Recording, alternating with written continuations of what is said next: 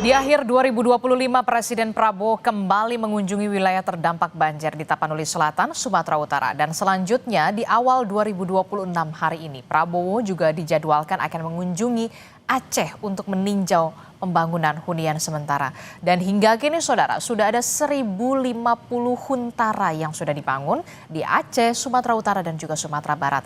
Lantas, apakah kunjungan Presiden ke wilayah bencana ini sebagai bentuk nyata pemerintah serius untuk menangani bencana? Dan seperti apa sebenarnya hunian sementara yang ideal? Akan kita bahas bersama dengan pakar kebencanaan Universitas Gadjah Mada Yogyakarta, Dwi Korita Karnawati telah bergabung bersama kami melalui sambungan daring. Selamat pagi Bu Dwi Korita, Assalamualaikum, selamat tahun baru dulu saya ucapkan kepada Anda. Waalaikumsalam warahmatullahi wabarakatuh. Selamat pagi dan selamat tahun baru Mbak Adisti. Iya Bu Dwi Korita, ini kan kalau kita lihat ya di akhir 2025 kemarin Presiden Prabowo kembali mengunjungi wilayah terdampak bencana Sumatera ini di Tapanuli Selatan.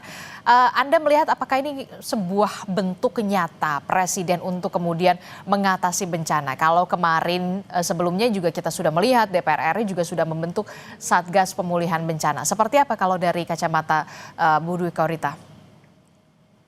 Ya, tentunya kunjungan seorang pimpinan tertinggi negara itu sangat berarti, terutama di hari-hari yang sangat berarti saat ini, di pergantian tahun, di awal tahun baru. Ya, seakan-akan insya Allah ini bagi para korban atau pengungsi, ini menjadikan suatu insya Allah sebagai kesejukan dan wujud kasih sayang ya dari seorang pemimpin kepada rakyatnya. Jadi terus terang ini kan hal sesuatu yang sangat diapresiasi. Itu yang pertama. Dan yang kedua, insya Allah hal ini pun memberi semangat tidak hanya bagi para pengungsi dan masyarakat setempat, tapi juga para yang bekerja untuk pemulihan dan rehab rekon. Artinya ini wujud kesungguhan seorang pimpinan negara yang setelah kesekian kalinya untuk meninjau dan tampak juga dari kunjungan itu kan nampak memacu atau mengakselerasi langkah-langkah selanjutnya. Jadi insya Allah hal ini menjadikan suatu kebaikan untuk semuanya dan tentunya mempercepat proses pemulihan secara cepat, tepat, dan tentunya insya Allah berkelanjutan. Demikian. Oke, tentu saja kita menyambut baik apa yang sudah dilakukan oleh Presiden Prabowo Subianto untuk kemudian bersama-sama bersama rakyat di Tapanuli Selatan begitu ya untuk merayakan tahun baru di sana. Nah, ini kan kalau kita lihat Bu Dwi Korita, tercatat lebih dari 1000 huntara, hunian sementara yang kemudian sudah dibangun dan progresnya akan terus dikebut. Nah, bagaimana kemudian Anda melihat progres pemulihan pasca bencana Sumatera hingga saat ini? Sebenarnya fase-fase untuk kesiapsiagaan bencana, kemudian tanggap darurat, termasuk juga soal sekarang sudah masuk ke fase pemulihan, Bu Dwi Korita. Nah, ini kan 1 bulan itu kan 26 November ya kejadiannya. Dan saat ini ya kurang lebih 1 bulan lebih sedikit ya, 1 bulan 1 minggu. Sebagian sudah masuk ke huntara. Itu patut kita syukuri ya, apalagi di puncak musim hujan ini ya. Relatif ya cukuplah ya 1 bulan ini untuk kembali masuk ke tempat huntara, minimal tidak lebih dingin, lebih terlindung ya, terutama bagi anak-anak, bayi, lansia ini tentunya bagi kesehatan ya dan keamanan itu tentunya sangat bagus, sangat kita apresiasi ya. Tapi mohon juga diperhatikan lingkungan sekitar dari huntara tersebut. Mestinya kan itu sudah tahu petanya ya, apakah peta tersebut insya Allah itu merupakan lokasi yang cukup jauh dari sungai. Karena sungainya saat ini, sungai awal yang masyarakat ketahui, itu kan sebagian besar sudah tertutup oleh sedimen dan kayu-kayu. Padahal aliran sungai, artinya hujan masih turun, air sungai masih mengalir, dia akan mencari jalan yang lain. Kan tidak bisa lewat yang sudah tertutup, melewati sebelahnya yang lebih rendah. Jadi ada alur-alur sungai yang baru. Semoga saja jarak rumah itu cukup jauh dari alur-alur Sungai. sungai yang baru. Iya, karena kalau tidak, itu audzubillahi min dzalik. Semoga tidak terlewati oleh alur sungai yang baru. Tapi insya Allah pasti kan para insinyur ini ya yang membangun ya, para engineer ya.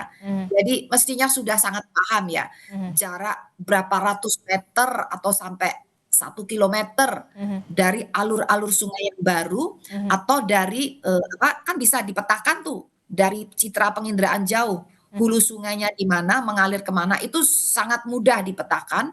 Dan semoga saja mohon dicek itu lokasinya sudah cukup jauh. Kemudian tambahkan sistem peringatan dini banjir bandang. Ini yang kemarin itu nampaknya belum ada benar-benar dedicated sistem peringatan dini banjir bandang. Beda dengan sistem peringatan dini cuaca yang diberikan oleh BMKG. Karena BMKG itu kan memberikan sistem peringatan dini bagaimana potensi hujan lebat hingga ekstrim. Sehingga masyarakat bisa menjauh dari sungai, menjauh dari lereng. Namun yang dibutuhkan sekarang adalah lebih detail dari itu. Jadi kira-kira kapan banjir bandang itu akan mengalir lewat mana, sejauh apa, setinggi apa. Sistem itu mestinya segera dibangun dan saya yakin misalnya Kementerian PUPR sudah terbiasa membangun hal semacam itu di tempat-tempat lain di wilayah Indonesia. Dan juga perlu diinspeksi apakah masih ada endapan-endapan longsor yang bisa membendung sungai, yang bisa memicu banjir bandang. PU juga sudah biasa di balai wilayah sungai melakukan inspeksi semacam itu untuk mensudet endapan tersebut atau membersihkan endapan tersebut dan jangka kemudian di tahap rekonstruksi. Sekarang ini kan masih apa ya, rehab ya. Rehabilitasi. Rehabilitasi ya. Nah, di tahap rekonstruksi perlu disiapkan itu tadi, dikaji segera, kaji cepat. Saya yakin PU sudah sangat biasa melakukan hal itu untuk membangun cek dam. Karena sedimennya, karena pegunungan di sana itu aktif. Gempa-gempa terus terjadi. Meskipun tidak dirasakan oleh manusia, gempa-gempa lemah. Tapi cukup untuk merontokkan batuan-batuan tanah untuk menjadi longsor dan menyumbat alur sungai. Hal itu apabila tersapu oleh hujan akan menjadi banjir bandang lagi, dimitigasi dengan cara dicegah itu sedimen-sedimen yang merusak itu dicegah dengan cek dam. Jadi kayak tembok yang didesain khusus melintangi sungai untuk mengendalikan kecepatan aliran ya, kecepatan arus dan menahan sebagian sedimen yang terbawa oleh arus tersebut tapi berjenjang. Beberapa ya sekian puluh ya, misalnya 10, beberapa cek dam. Jadi sedimen yang tersisa masih terbawa ke bawah dicegah lagi di bawahnya lagi, masih hanyut ke bawah lagi yang halus ditahan lagi di bawahnya lagi. Jadi bertahap berjenjang.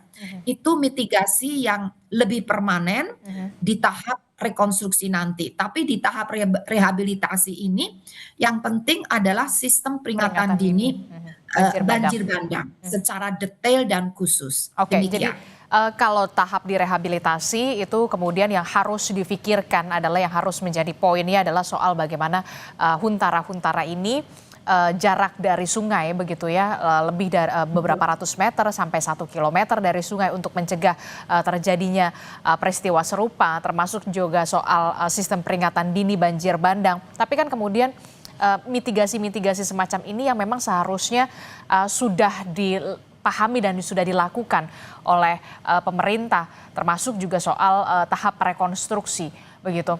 Nah, seberapa pentingkah kemudian di tahap rehabilitasi dan juga rekonstruksi, proses mitigasi juga harus dilakukan secara sejalan dan beriringan. Itu apa yang akan terjadi ketika memang di tahap rehabilitasi dan juga rekonstruksi tidak beriringan dengan mitigasi yang tadi Anda sebutkan? Ya, itu sangat penting karena jadi mitigasi itu seperti yang saya jelaskan ya, jarak dari sungai, kemudian sistem peringatan dini dan nantinya juga cek dam. Itu sangat penting karena Huntara itu kan penduduk yang tadinya menjadi korban ya. Kalau tidak dimitigasi, banjir bandang ini akan terulang lagi. Apalagi selama musim hujan ya, musim hujan katakanlah sampai Maret ya, puncaknya sampai Februari, musim hujan sampai Maret bahkan bisa berlanjut sampai April. Penduduk kan sudah tinggal di situ, itu harus dilindungi.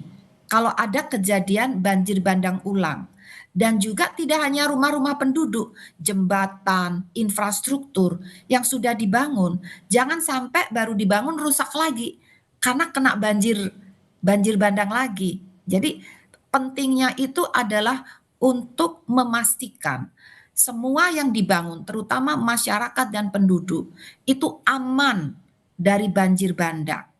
Demikian, Mbak. Oke, tapi kemudian kalau dari kacamata Anda sejauh ini, pemerintah dan juga instansi terkait, sudahkah kemudian melakukan mitigasi yang optimal dan juga tepat untuk bisa mengantisipasi atau mencegah peristiwa ini tidak terulang? Jangan sampai kemudian lebih ke penanganan, tapi mitigasinya perlu juga dipertanyakan. Terus terang ya, pemerintah sangat terbuka menerima masukan. Ini misalnya dari Menko PMK, kemudian dari PU, itu sangat membuka masukan dari masyarakat, termasuk kami ya, dari pakar. Dan itu sudah kami sampaikan dan responnya positif ya. Positif itu artinya mendengarkan ya dan dan kami tahu ya PU Ibu Wamen itu kan juga sangat akomodatif dan semoga saja itu sudah dijalankan dan terbukti di modifikasi cuaca. Awalnya modifikasi cuaca itu pesawatnya masih terbatas ya. Tapi begitu kami memberikan rekomendasi, masukan, dan kami memantau bahwa jumlah pesawat saat ini sudah lipat 2 kali dari sebelumnya. Jadi artinya modifikasi cuaca itu bagian dari mitigasi juga. Jadi selain sedimennya dihambat atau dibersihkan ya tadi, tapi pemicunya itu hujannya, itu kan masih terus bisa lebat, bahkan tidak perlu lebat pun bisa terjadi banjir bandang karena situasinya sudah jenuh air ya dan sedimennya terus terbentuk. Nah, dengan modifikasi cuaca itu kan mengendalikan agar curah hujan bisa dicegah atau diminimalisir sehingga potensi untuk menjadi pemicu banjir bandang itu menjadi sangat rendah atau dicegah. Nah, itu alhamdulillah telah terus berlangsung. Jadi dengan melihat hal ini, insya Allah tentu tadi yang masukan yang tentang perlunya sedimen itu diinspeksi dan dibersihkan ya. Dan tadi cek dam dan kemudian hunian, Huntara masih bisa di lokasi yang dekat dengan sungai, tapi ada jaraknya. Karena Huntara itu kan sifatnya sementara. Tapi yang paling penting yang perlu ideal itu adalah hunian tetap. Karena akan selamanya. Dan banjir bandang ini periode ulangnya yang terakhir dari pengamatan kami, dari catatan empiris kami, itu 22 tahun. Jadi kalau tahun 2026 membuat hunian tetap, jadi itu juga harus aman dari kemungkinan banjir bandang 20 tahun lagi atau lebih cepat karena lingkungannya rusak. Justru satu lagi ini mitigasi yang permanen, benar-benar permanen itu pulihkan lingkungan segera. Karena tadi berbagai mitigasi yang dilakukan nanti bisa kalah dengan banjir bandangnya kalau lingkungannya semakin rusak. Gitu. Karena kerusakan lingkungan itu memperpendek periode ulang dan meningkatkan magnitude daya rusak banjir bandang. Jadi itu kenapa pentingnya jadi pemulihan lingkungan itu justru Lebih harus penting. sudah mulai dikerjakan, Mhm. mulai tahap rehabilitasi. Mhm mhm. Oke, menarik untuk, menjadi masukan begitu ya. Yang terpenting selain soal tahap rehabilitasi dan juga rekonstruksi termasuk juga hunian tetap begitu ya, tapi juga kemudian yang jangan dilupakan adalah soal bagaimana pemulihan dari kerusakan lingkungan itu. Jangan sampai kemudian memperpendek periodik, bencana itu bisa terjadi kembali begitu ya, dari 50 tahun, sekali, kemudian diperpendek 20 tahun sekali dan bahkan jangan sampai kemudian menjadi 10 tahun sekali begitu ya. Tapi, ini Iya, menjadi apa ya, perhatian juga dari pemerintah pusat untuk bisa, memulihkan dari kerusakan lingkungan yang terjadi di sana. Tapi kemudian begini Bu, bagaimana kemudian kita bisa memetakan ulang soal zona bahaya untuk antisipasi bencana ke depannya? Tidak hanya di Aceh, Sumatera Utara dan juga Sumatera Barat, itu tentu menjadi prioritas. Tapi kemudian di wilayah-wilayah lainnya yang juga rawan bencana, apakah perlu ada pemetaan ulang zona bahaya? eee, betul sekali. Bahkan yang saya sampaikan tadi aspek mitigasi, Mhm itu bisa salah kalau tidak diawali pemetaan ulang. Jadi terutama ini saya bicara yang di daerah bencana dulu. mhm Ini kan jadi kondisinya kan sudah berubah ini.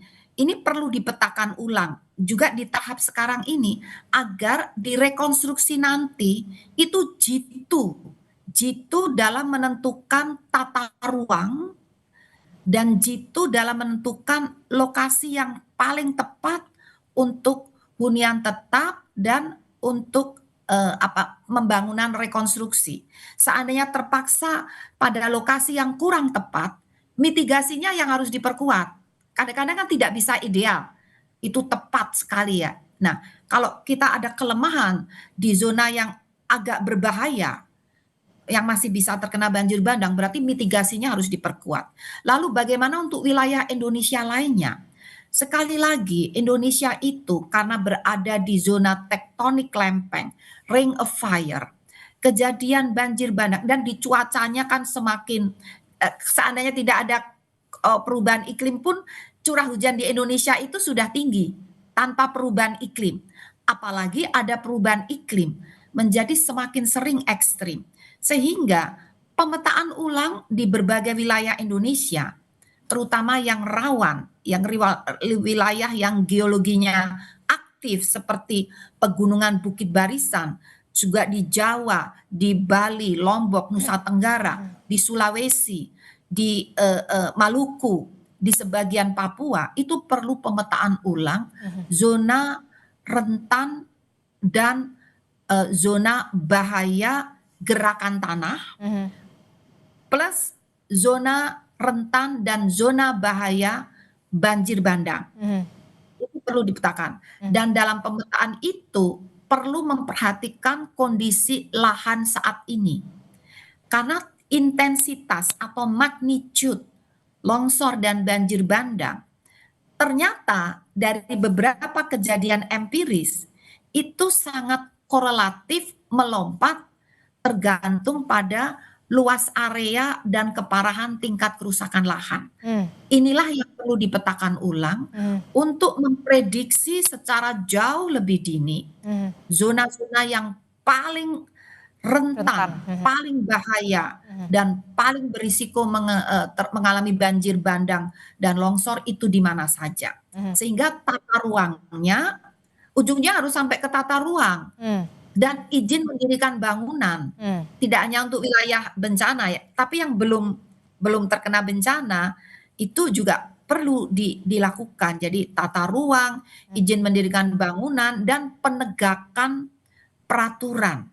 Jangan sampai dibiarkan pelanggaran-pelanggaran, terhadap zona-zona yang harusnya tidak boleh dibangun. Oke, baik, tentu Demikian. saja harus ada, penyelesaian yang komprehensif ini terhadap 3 wilayah yang saat ini terdampak bencana, termasuk juga soal bagaimana pemetaan ulang, zona bahaya bencana di wilayah-wilayah lain yang tentu saja juga, kita tahu, rawan bencana. Terima kasih pakar kebencanaan Universitas Gadjah Mada Yogyakarta, Bu Dwi Korita Karnawati telah bergabung bersama kami. Sehat selalu Ibu. Assalamualaikum, selamat pagi.